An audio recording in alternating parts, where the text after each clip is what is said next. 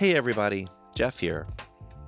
Just wanted to sneak in a quick bonus episode as we approach New Year's and the end of 2023, the beginning of 2024.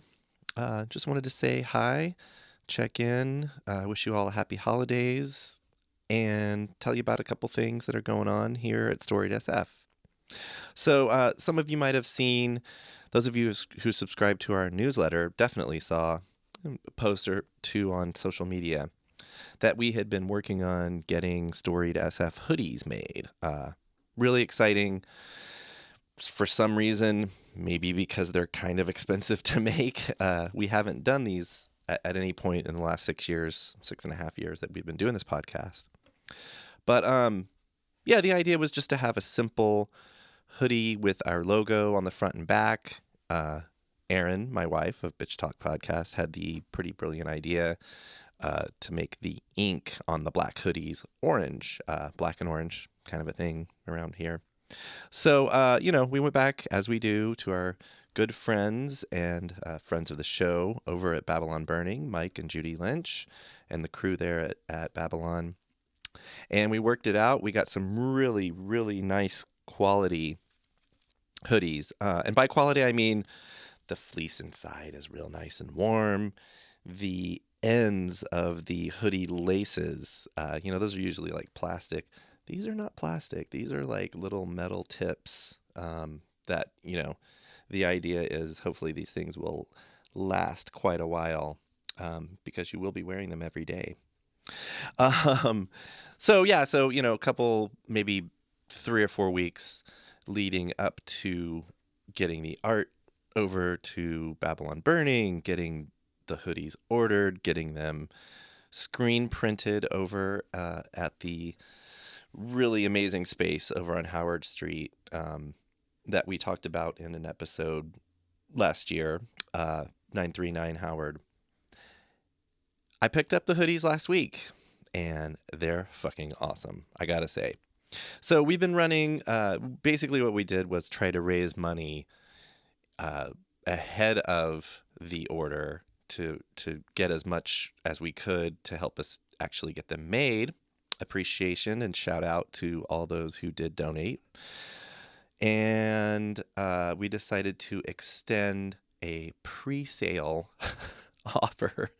I haven't quite figured out what the final price will be after the pre-sale is over. But the pre-sale price, which is a very, very good deal, trust me, is $40. And if you want to still contribute at that pre-sale level, you can do so. There's 2 links in our bio. One's to Venmo and one's to PayPal. However you want to do it, send us $40. Let us know your size. We've got extra small through double XL. They are unisex. So throw us $40 or more and let us know your size and your address, and we will get those to you. That offer is going to stay up through New Year's Eve. So, jump on that. After January 1st, like I said, the hoodies will be regularly priced. Haven't quite figured out what that's going to be, but it's not going to be $40. So if you want to support us and in return get back a really high quality, amazing hoodie with our logo very big on the back, looks beautiful. On the front, we've got it again and a little established in 2017 under the logo. There will be photos up with this bonus episode so you can check out what those things look like. All right, moving on. Something I've been wanting to share with you guys that's kind of been happening behind the scenes. So you all know and love Michelle Kilfeather. Michelle and I became friends at Boozland. She was a bartender and I was on the other side of the bar for a while. Got to know her, got to love her, got to learn about her art. And back in the summer of 2017, when the idea for this podcast came around, asked her to join me, and she was with me from day one. We've done so much over the years. I mean, a lot of you are familiar with everything we've done, even just like a sampling of a couple months of some of the stuff we recorded, some of the people we've met, the places we've gone. I mean, in a canoe, in an amphibious canoe in McCovey Cove. I mean, that's just the tip of the iceberg. Anyway, through various changes and, you know, growth as an artist in Michelle's life, it's come to the point where she's had to step back. And you'll see her from time to time, but definitely not with the frequency that some of you are used to. Um, in the meantime, I have been doing the photos myself. I'm kicking around a couple of different ideas about something a little more permanent moving forward. I definitely love collaboration, and I don't like to do things alone. So I just think the product can be better with the perspectives of different folks. So I'll figure that out in the next couple months, and I'll definitely let you know. But I did want you to know about these changes with Michelle stepping back, and I do just want to give Michelle a shout out, more than a shout out. I mean, just I can't really put into words how grateful I am for everything that she's done over the last 6 years. Podcasts, photos, art shows, a comedy show, a couple music shows. And it's been really wonderful doing the work, growing with her, becoming even better friends all along the way. And I'm really happy for what's next for Michelle. She's definitely still showing a lot. She's working a lot. And I think she's working on a couple of different sort of like artistic solo projects. So if you're not already, please throw her a follow over at Lucky Killfeather on Instagram. And thank you, Michelle. All right, one other thing I wanted to do was talk about. I'm a big fan of like, it's the end of the year, let's look back and let's focus on, while not ignoring some of the less positive things, let's look at some of the highlights. And I just got a couple notes here. Things that I either recorded in 2023 or put out in 2023. Both for me count, because a lot of times the experience of meeting people and sitting down and talking with them and then doing photos and everything involved with making a podcast is just as rewarding as actually like editing it and then packaging it up and putting it out for you all to hear. So just a couple, and this is not to diminish the importance and joy that the other episodes that we've done brought us, but just a couple of my highlights. 826 Valencia. So I learned about them probably around the time that I moved to the Mission, which would have been about 2002. Like a lot of people, I saw their storefront on Valencia and thought, like, how cool is it that there's a pirate store? And then I learned everything else that they do around youth education and, after school programs and the like. And so sitting down with, finally getting to do an episode on them, sitting down and talking with those folks, just an utter joy. And I don't like to think it's like feather in my cap or anything, but proud to have finally done an episode on them. Mission Bowling Club. I'll just say this. Meeting Molly has been amazing. I did turn 50 this year. I'd wanted to do a bowling party for many, many years. And by the time I was ready to actually pull the trigger, the pandemic happened. We all know what that means. And then I had been thinking maybe for the last year or so before my 50th birthday, I was like, okay, Sea Bowl. Now that it's safe again, let's do Sea Bowl. And then, of course, Sea Bowl closed. R.I.P. Sea Bowl down in Pacifica. This all happened, and it all actually culminated. I learned about Sea Bowl's closure the day before I sat down with Molly over at Mission Bowling Club. So the timing was just really, really remarkable. She and I talked about that closure of that sort of landmark bowling alley. and noted the poignancy of, okay, well, that one's closed. You guys, Mission Bowling Club, are still open. And I love that place. And so I ended up having my 50th birthday party there. That's kind of what that means to me. And Molly and her staff were and are really amazing. Besides the service and the quality of food and drinks at the place, they just really do a lot. There's always really fun events going on there. Follow them on Instagram. They're real fun. Their account is full of bowling delights. I don't know what else to call it. Okay, one more. Club Fugazi. So, holy mackerel.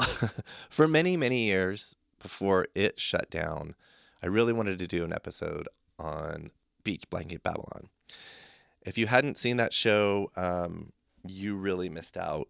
It was, it was just everything. It was a little bit of a musical, farcical, always kind of current affairs, up to date on what's going on in the world, what's going on in San Francisco show that ran for many, many, many years, many decades. It shut down, I believe, right before the pandemic. And in the same space, which is known as Club Fugazi over in North Beach, a new show, an acrobatic show called Dear San Francisco opened. And so I reached out to them and we started talking about doing a podcast, and they insisted, which makes sense, for me to see the show first. And again, thinking back on that night, I'm once again speechless. Do yourself a favor and go see this show. Shout out to all the performers and all the folks behind the scenes putting that show on. I think it's like 6 or 7 shows a week. Just really incredible art and athleticism, and you won't be sorry, and you'll definitely come out of that show with a deeper love and appreciation for this city that we live in. All right, I'm just going to rattle off a couple other favorites. Friends of the Urban Forest. I got to go out with them for a tree planting over in the Tenderloin before we recorded, and just really value the important work that those folks are doing. Bayview Opera House. Okay, that had been on my kind of wish list for many, many years. I had never stepped foot in the building, and in the process of recording, of course, I did, and had a really lovely time sitting down with them and recording, learning the history, learning even more about a really important neighborhood and a really important part of San Francisco. What I'm calling the new Babylon Burning, as I mentioned, where we actually just got our hoodies made recently. Last December, a little more than a year ago as I'm recording this, the old Babylon Burning on Bluxom Street suffered a devastating fire. They lost, I think it was like 3 or 4 decades worth of equipment and screens and things like this. And as you'll learn, if you haven't already listened, please go back and listen to this episode on the new Babylon Burning. The whole story of them and the community rallying around them to get them up and running again over on Howard Street. So that's another highlight. Many Bar. What can I say? I feel like Many Bar sort of became, even though it's about a 15-minute walk from my house, sort of became my local bar coming out of the pandemic. I just really love everything about it. It's a tiny community art bar, and a very tight community, I should say. We ended up, of course, doing a 2-month, 8-week or so long show with them between season 5 and season 6. So I think it was like August through October. So between sitting down to record with Aaron and John and then doing the show, I felt like there was about 3 months of my life where I was more or less embedded at Many Bar. And I'm not sorry about it. So please check out that episode. that was how we wrapped up season 5. And then in October, we launched season 6 at one of my favorite places. So, once again, in the Bayview, Old School Cafe. Just wow. The place itself, the vibes, the music, the drinks, the food, the people serving the food, and then you learn what it's all about, uh, which is helping formerly incarcerated and youth who are formerly in the foster system get jobs, feel value in their lives. Um, I just can't say enough about what those good folks are doing. As I mentioned when it came out, I think this was the second or third episode of season 6. Probably more than 6 years overdue was our episode on Vesuvio, sitting down with bartender Joanna Liocci and co-owner Janet Clyde. Our first episode, going back to 2017, was with Rob Vel Smith, and I always like to let my guests choose where we record. Rob Vel chose Vesuvio, so that was my first time to sit up in the booth and record with one of my guests. I think now, including the episode I did on Vesuvio, I've probably recorded there more than anywhere else, probably about 5 or 6 episodes, with Buzan being a close second. Anyway, yeah, just really happy to have finally got the story of Vesuvio onto this ongoing sort of documentary project that I've been doing for 6 years. Just can't say enough about how much I value that place. So please check that out. The last one I wanted to mention, also on my wish list for many years, was the good folks over at United Playas in South of Market, and my sit down with Rudy Corpuz, who essentially founded and is one of the main driving forces behind what they do over there. I just can't say enough about how much I respect and admire and love Rudy and what those folks do. All right, and of course, all the episodes I didn't mention are equally worth checking out. I like to think that I don't put anything out that I don't completely stand behind, and whether it's an individual or a small business, that I love and respect. So please, when you get a chance, do yourself a favor and go back through our archives. All right, I'm going to end with a look ahead. So as of today, I have episodes already recorded that will be released through March. So I've got a lot in the can, stuff I'm really excited about. One of my favorite new musicians. She's not a new musician, but she's sort of new to me. I discovered her in 2023, and I'm very happy I did. And finally got to sit down and chat with her, hear her story. So look forward to that. A nonprofit that goes back to the 60s, that has been very crucial in many ways, from housing to AIDS to different drug epidemics. So I'm just going to I'm not going to say who it is, but I'm going to tease that it'll be someone you recognize. We've got a local brewery that might have been one of my most enjoyable sit downs with one of the founders and owners of that place. It's going to be an unusual episode to edit because he and I just kind of, it's both serious and goofy. We had a real good time, and it didn't really have anything to do with the beer we were drinking. He's just a really fun and fun-loving individual, and I think it's going to come out in the episode that we recorded. And 2 more. So one, an artist that I discovered, a visual artist I discovered over the summer, who's born and raised in San Francisco, and was just sitting down and talking with her was really, really good. I mean, I feel like I got as much from our time together as I get from her art. So really looking forward to that. And then the last one I wanted to mention, I like to do, if I can, do something thematic for Valentine's Day. I don't necessarily believe in Valentine's Day as far as, the whole Valentine's industrial complex, commercial complex that comes with it. But, a day to sort of celebrate love. Nothing wrong with that. So I do have, I'm just going to call them a creative, and that's putting it mildly, a creative couple who I'm going to be sitting down with, getting to know them, getting to know their relationship, and getting to know their art and what they contribute to San Francisco.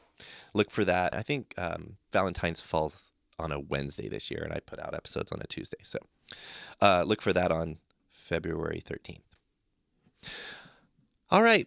That's it. That's enough for me. I guess one more, just want to express my appreciation to everyone who listens to this podcast, everyone who subscribes, everyone who follows us on social media, everyone who likes and shares and comments, subscribes to the newsletter, buys hoodies, buys any of the merch that we have over on our merch store on our website. There's still a couple different t-shirts. We've got Love Letters t-shirts. We've got our logo t-shirts, and we still have logo hats. There's some of Michelle's photos that are still available. So, yeah, just really deeply appreciate it.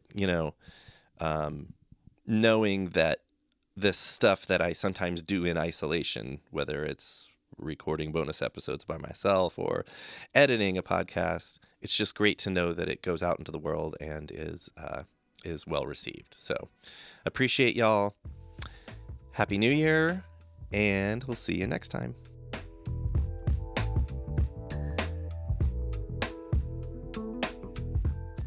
Music for Storied San Francisco was produced, performed, and curated by Otis McDonald.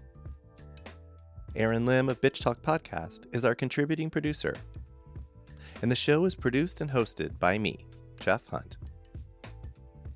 Now in our 6th season, we have more than 200 episodes available on our website, storiedsf.com, or wherever you listen to podcasts. If you're able to, please rate and review the show, and drop us a line at storiedsf@gmail.com. Thanks for listening. Keep rejecting those silly doom loop narratives about our city. Stay wacky, weird, healthy, and creative. And we'll see you next time on Storied San Francisco.